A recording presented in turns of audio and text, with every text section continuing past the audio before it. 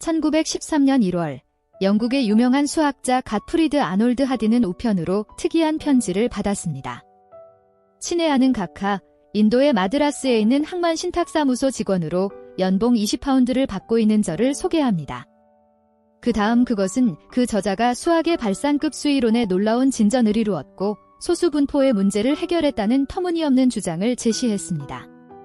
당시 저명한 수학자로서 하디는 추종자들과 정신나간 사람들로부터 우스꽝스러운 주장을 하는 편지를 받는 것에 이골이나 있었습니다. 언뜻 보기에 이것은 그것 또한 쓰레기처럼 보였습니다. 그러나 하디는 더 자세히 살펴보기 시작하면서 이 편지가 완전히 다른 것임을 깨달았습니다. 10페이지가 넘는 편지에는 120개의 고급 수학 정리가 포함되어 있었습니다. 하디는 일부는 이미 입증된 개념의 독립적인 재발견인 것처럼 보였고 다른 일부는 완전히 획기적인 것임을 발견했습니다. 하디는 그것에 당황하고 있는 자신을 발견했습니다. 동료 존 리트루드에게 편지를 보여준 후 하디는 이것은 사실임에 틀림없습니다. 왜냐하면 이것들이 사실이 아니라면 아무도 그것을 상상을 하지 못했을 것이기 때문입니다. 라고 결론지었습니다. 즉시 그는 편지가 오일러나 야코비와 같은 천재적인 가장 뛰어난 수학자에 의해 쓰여진 것이 틀림없다고 추측했습니다. 이제 한 가지 질문만 남았습니다. 이 미스테리한 남자, 이 인도 점원은 누구였을까요? 이 인도 점원은 1년에 20파운드를 벌고 있습니다. 어떻게 이 무명의 인도 점원이 세계에서 가장 위대한 수학적 수준에 도달하고 심지어 능가할 수 있었을까요? 1887년 12월 22일에 인도 마드라스에서 한 아이가 태어났습니다.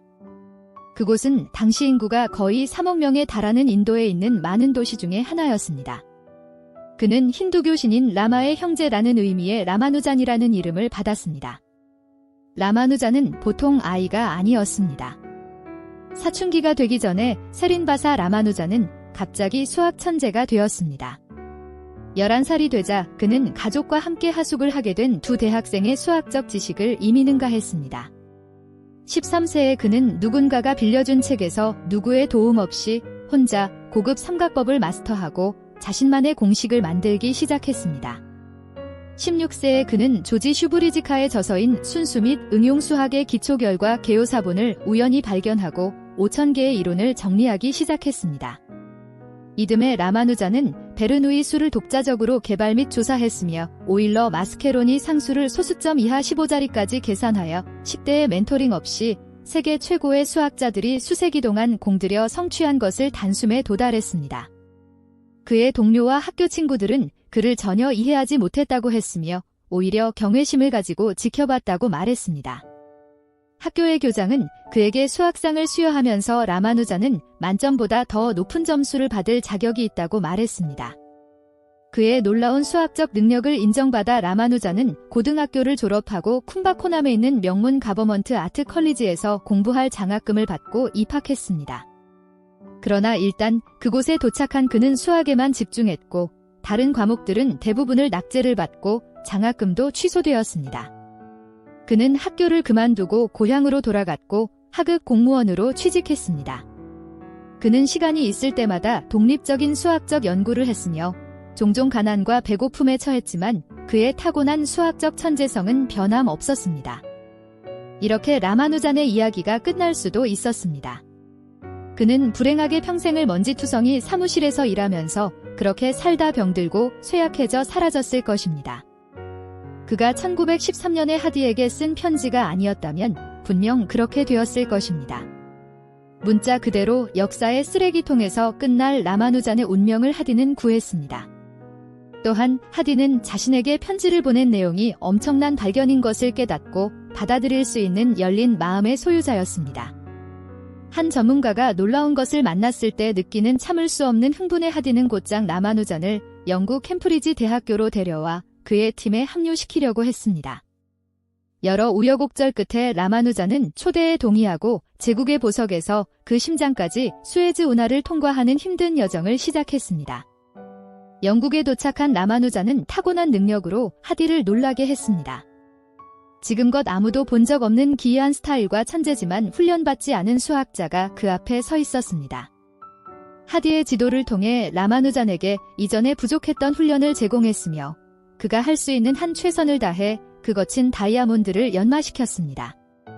곧 라마누잔은 수세기 동안 풀리지 않은 수학적 난제들에 대해 이전에는 상상하지 못한 아이디어로 노련한 수학자들을 놀라게 했습니다. 최단 시간에 그는 수학계에서 거의 신화에 가까운 인물이 되었으며 불가능해 보이는 능력을 가진 천재 라마누잔은 수학계의 센세이션을 일으켰습니다.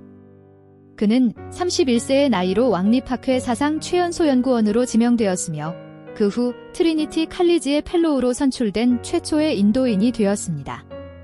인도의 가난한 마을의 그 어린 신동은 이제 세계를 뒤흔드는 어른이 되었습니다.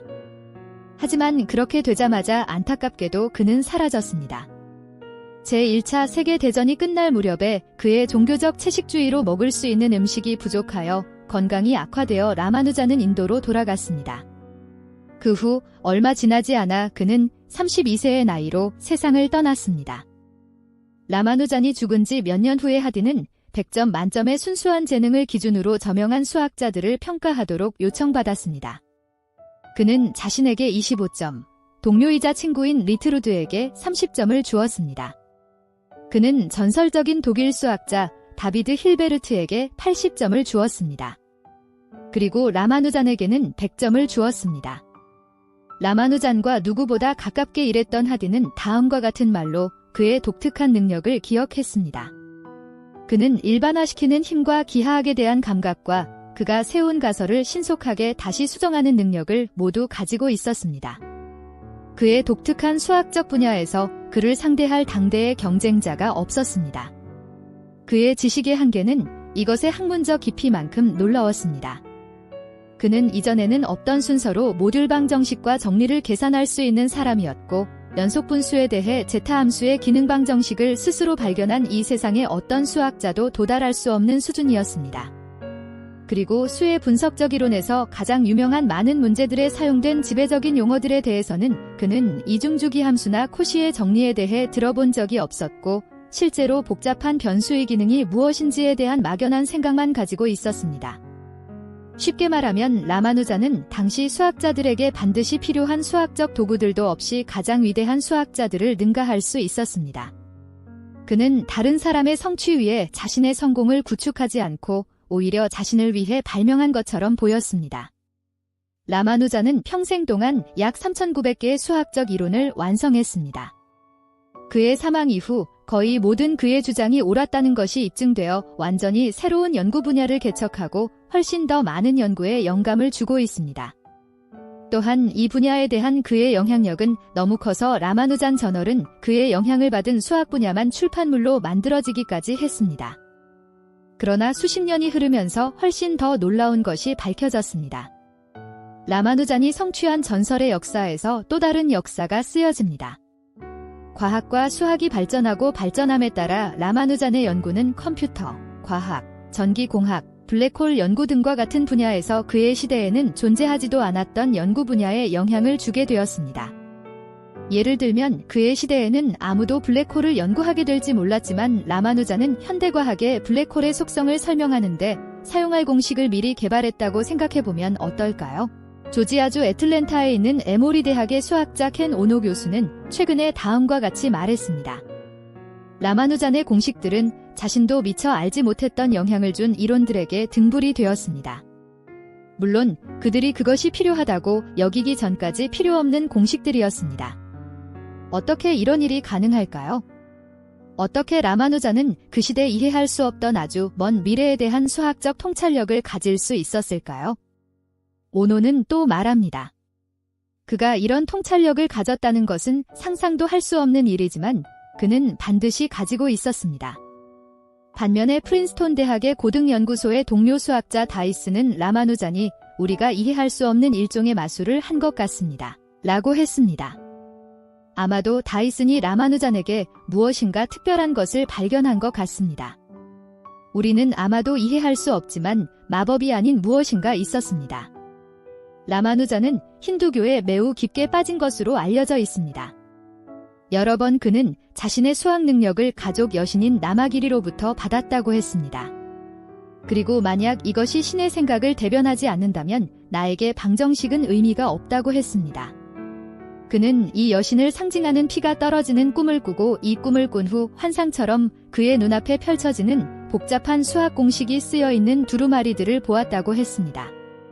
이 사실이 믿기 어렵거나 또는 라마누잔이 그가 특이하기 때문인 것처럼 들릴 수도 있지만 신기하게도 이것은 고차원의 사상가들 사이에서 독특한 이야기가 아닙니다. 주기율표를 만든 러시아 화학자 드미트리 메드베데프는 꿈에서 아직 발견되지 않은 원소를 포함하여 모든 원소가 단순히 그의 앞에 놓여 있었다고 말했습니다. 알버트 아인슈타인은 조용한 고독에 앉아 이론적 개념의 결과를 상상하는 사고 실험으로 유명했습니다. 그가 유명한 상대성 방정식, 이는 MC 제곱을 생각해낸 것은 이러한 사고 실험 중 하나였습니다. 심지어 애플의 공동 창업자 스티브 잡스도 몽상을 통해 아이폰에 대한 영감을 받았다고 합니다. 인류의 가장 전설적인 사상가들 사이에는 이와 같은 이야기가 많이 있습니다. 무작위로 영감을 얻은 이야기는 마치 허공에서 지어낸 것처럼 보입니다. 그러나 마술이나 우연을 뛰어넘는 이것에 대해 하나의 설명이 여기 있습니다. 그 설명은 아카식 레코드라고 불리는 것입니다. 이 단어는 물질 세계의 모든 것의 본질을 가리키는 산스크리트어 아카시드에서 유래했습니다. 플라톤과 아리스토텔레스에게는 가장 순수한 본질이라고 불렸던 아카식 레코드는 모든 인간의 지식과 경험이 담겨있는 보편적인 데이터베이스입니다. 이 데이터베이스는 더 높은 차원의 존재에 위치하며 누구나 언제든지 액세스할 수 있다고 합니다. 이 개념의 지지자들은 기독교 전통조차도 이 데이터베이스의 존재를 암시하는 것 같다고 주장합니다.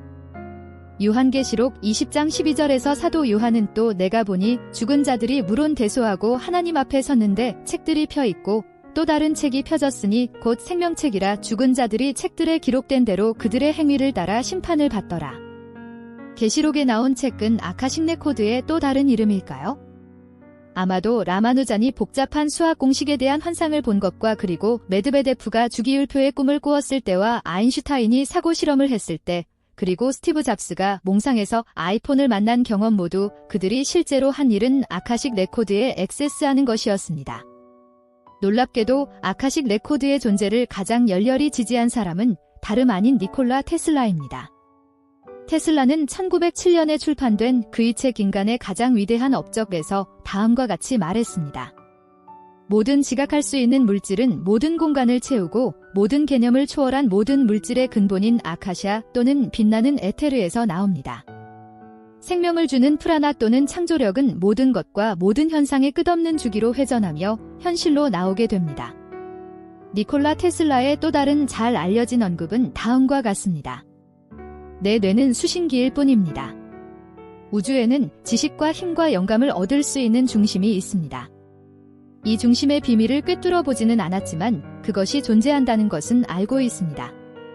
이것으로 개인들이 어떻게 동시대의 사람들보다 훨씬 앞서 있었는지 설명이 가능할까요? 어떻게 그들은 인간의 모든 지식과 경험이 저장되어 있는 아카식 레코드에 접근할 수 있었을까요? 또한 이것을 통해 어린 나이에 도달할 수 없는 수준의 천재적 능력을 가진 모차르트 같은 천재들을 설명할 수 있을지도 모릅니다. 혹은 왜 전화나 비행기 그리고 진화론과 같은 역사적 발명품들이 알렉산더 그레함 벨과 라이트 형제와 찰스 다윈에 의해 발명되었을 뿐만 아니라 거의 동시에 다른 사람들에게도 똑같이 중복되어 발명되었는지도 설명할 수 있습니다. 아마도 이들은 아카식 레코드에 포함된 지식에 독립적으로 액세스한 개인일 것입니다. 따라서 이것은 라마누잔의 천재적 능력을 이해하는 중요한 답이 될 수 있습니다. 매년 그런 것처럼 라마누잔이 한 일은 블랙홀이든 아니든 간에 새로운 계시와 그것에 관련된 새로운 적용을 현실로 가져온 것입니다. 이미 과거의 라마누잔의 공식들이 오늘날의 그리고 미래의 시간 여행과 반중력과 무한 에너지와 같은 다음 차원의 원리들에 중요한 관련이 있을 것입니다. 문제는 만약 라마누잔이 아카식 레코드에 실제로 접근했다면 그가 얼마나 그것을 현실로 가지고 왔냐는 것입니다. 그리고 라마누잔은 우리가 아직 발견하지 못한 어떤 통찰력을 또 우리에게 남겨놓았을까요? 시청해주셔서 감사합니다. 이 영상이 재미있으셨다면 좋아요 버튼을 눌러주세요. 더 좋은 영상으로 보답하겠습니다.